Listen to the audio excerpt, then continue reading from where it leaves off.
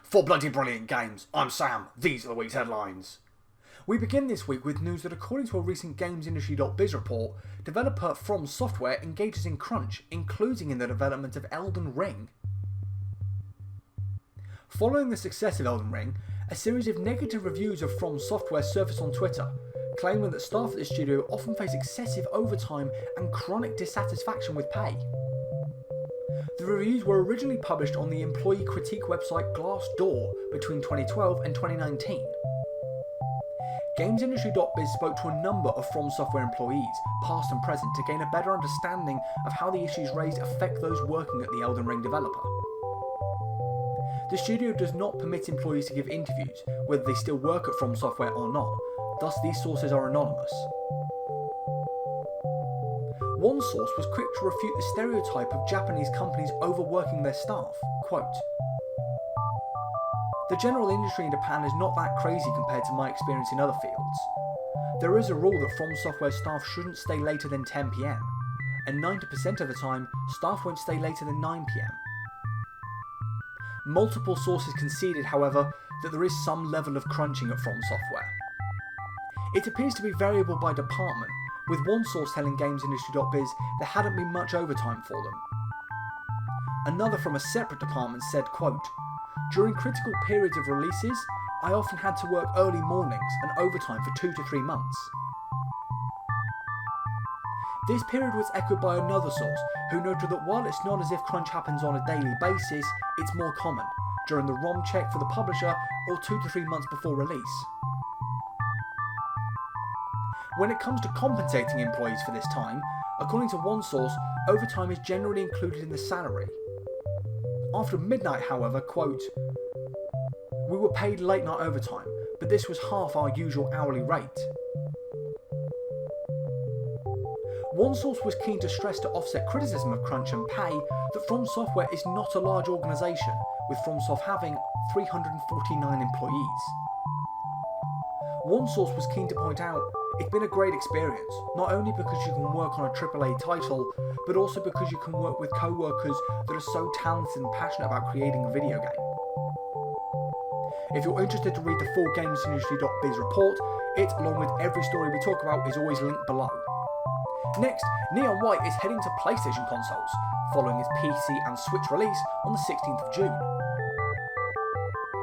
Publisher Annapurna Interactive and developer Angel Matrix announced the news this week, revealing that Neon White hits PlayStation 5 and PlayStation 4 on the 13th of December. The PC and Switch versions scored 90 and 88% respectively, so we will be sure to let you know upon the release how the PS4 and PS5 ports compare. More port news now.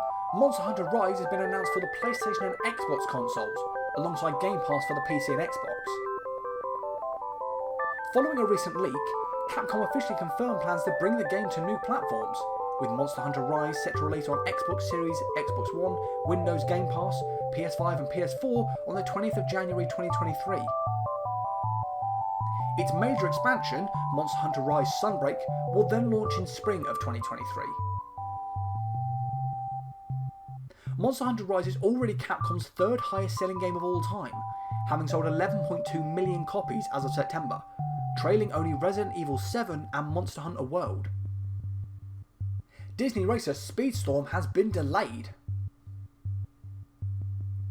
Revealed back in February and previously scheduled to arrive this year, the free-to-play game will now hit PC and consoles in 2023. The Gameloft-developed combat racing game pits Disney and Pixar heroes and villains against each other on tracks inspired by the films they appear in.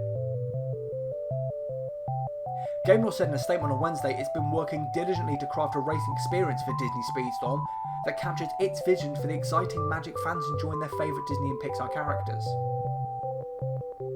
Updates on the title will be revealed by Gameloft in the coming weeks. Finally this week, the free games for PS Plus and Xbox Games with Gold for December have been announced.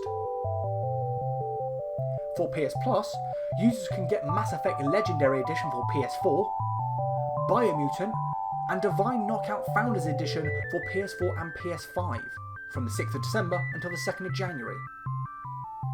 On Xbox, Gold subscribers can pick up 2D shooter Colt Canyon from the 1st until the 31st of December, and a 2D slasher based on Chinese mythology, Bladed Fury, which can be claimed from the 16th of December until the 15th of January. Before we go, a quick roundup of the notable releases from the past week, which was a busy one for game releases. We start with the 29th and the release of Need for Speed Unbound for PC, PS5 and Xbox Series. At the time of talking, only the PS5 port has had reviews published, and from 8 outlets, the latest in the series scored an average 81%. Also out on the 29th was Team 17 published The Night's Witch for all major platforms. The newest game from the brilliantly named Super Awesome Hyper-Dimensional Mega Team has only had its PC and PS5 reviews published at the time of publication, with the PS5 version from 4 outlets scoring an average 80%, while the PC port from 7 reviews scored an average 82%. Rounding out the 29th was the release of Not Tonight developer Panic Barn's next game, Soccer Story, for all major platforms. The PC release from 6 reviews scored an average 71%, while the Switch port from 6 outlets scored an average 56%. The 30th saw the release of Front Mission First Remake for Switch. This remake of the 1995 SNES and PlayStation tactical RPG, which later saw a release on DS, has been reviewed by 6 publications and scored an average 65%. Also on the 30th was the release of Warhammer 40,000 Dark Tide for PC. The 15 outlets that have reviewed the game scored an average 74%. The 2nd of December was a big day for game releases, with 2 major titles hitting shelves. First, Marvel's Midnight Suns for PC, PS4, PS5 and Xbox consoles. The next tactical RPG from Firaxis has only had PC reviews published at the time of talking, and from 59 outlets scoring an average 83%. And finally, Striking Distance Studios' The Callisto Protocol launched on the 2nd for PC, PS4, PS5 and Xbox consoles.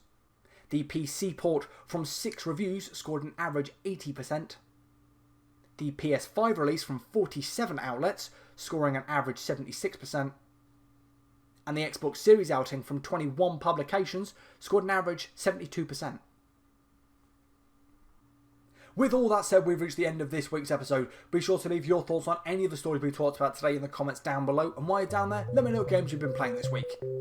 If you enjoyed this, please be sure to leave us a thumbs up and a subscribe, it really helps out the channel.